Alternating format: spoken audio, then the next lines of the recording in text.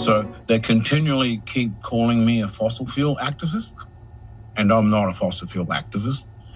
I'm a First Nation Indigenous person that has rights, that has cultural rights to our country, and we, under the Queensland Human Rights Act, we are asserting our rights.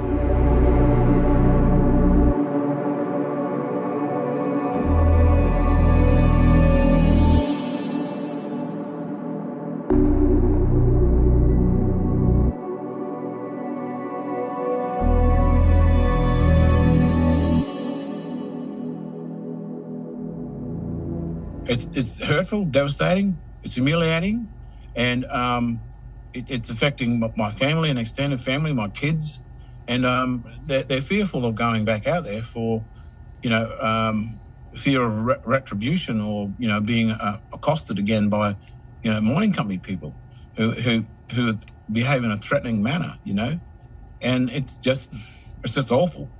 You have this in the back of your mind, and it's traumatizing.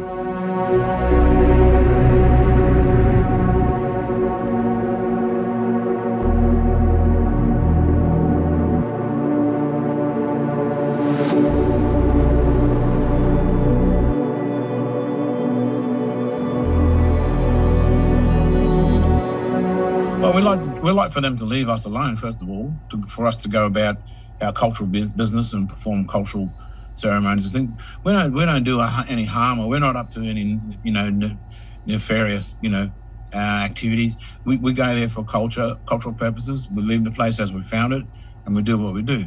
It's like any Aboriginal person does in a space like that, on Crown land or on a pastoral lease. So we want them to stop harassing our people, stop harassing my family, take down all of those posts that have racist content in it, that's inciting racism, and we want a public apology, and for all the injury and the harm and the loss to my family and the extended family and what they have to go through, has to be some kind of monetary compensation, for my family,